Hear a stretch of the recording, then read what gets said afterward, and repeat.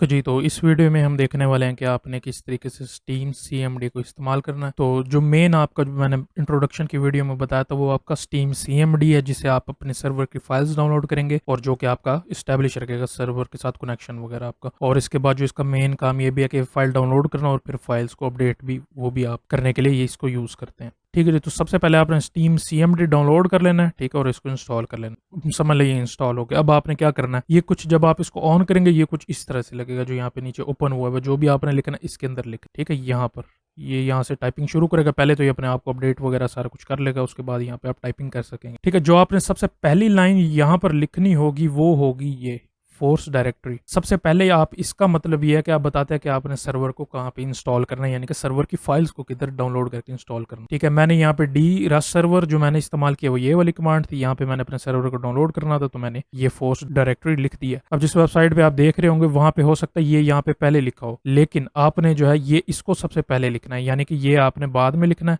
ये वाली कमांड को सबसे पहले, जो ऊपर वाली कमांड है ये आपने लिखनी है, ठीक है। और ये जब आप कर लें तो इसके बाद ये ओके हो जाएगा। तो यानी कि यहाँ पे आपकी फाइल्स डाउनलोड होंगी इस फोल्डर में जो आपने यहाँ लिखा होगा। फिर उसके बाद आपने करना है लॉगिन एनोनिमस। अब जैसे मैंने आपको पिछली वीडियो में बताया था और आगे भी इससे अगली वीडियो में भी आपको पता लगेगा कि आप कौन कौन सी गेम्स जो है वो उनके सर्वर डाउनलोड कर सकते हैं विदाउट असल अकाउंट से लॉगिन किए हुए। अच्छा, लॉगिन एनोनिमस से होगा ये कि एनोनिमस यानी कि कोई भी अकाउंट से आपको लॉगिन करा देगा, यानी कि आपका सर्वर चलेगा। ये लॉगिन हो गया आपका। जब लॉगिन हो जाएगा फिर ये आपसे पूछेगा कि आपने कौन सा सर्वर डाउनलोड करना है, ठीक है। लॉगिन वगैरह कर लेने के बाद अब आपने ये वाली कमांड लिखनी है ऐप_अपडेट और आगे फिर उस ऐप का नाम। नेक्स्ट वीडियो में आपको जो है वो डेडिकेटेड लिस्ट भी, आप सिर्फ जाके सर्च कर लें स्टीम डेडिकेटेड सर्वर लिस्ट, तो वहाँ पे सर्वर की पूरी लिस्ट आ जाएगी। वहां से जाके आपने गेम देखना, गेम के आगे लिखी होगी ऐप आईडी। तो ऐप आईडी मिसाल के तौर पे अब 740 है, 740 जो है ये हमारी CSGO के सर्वर्स के लिए यूज होती है। तो यहाँ पे 740 आप लिखेंगे तो जिस फोल्डर, ये वाला फोल्डर जो आपने यहाँ पे ऊपर लिखा होगा इसके अंदर जो CSGO का सर्वर है वो डाउनलोड होना स्टार्ट हो जाएगा, ठीक है। जब सारा को डाउनलोड हो जाएगा फिर उसके बाद में अपने आके एंड में क्विट कर देना इसको,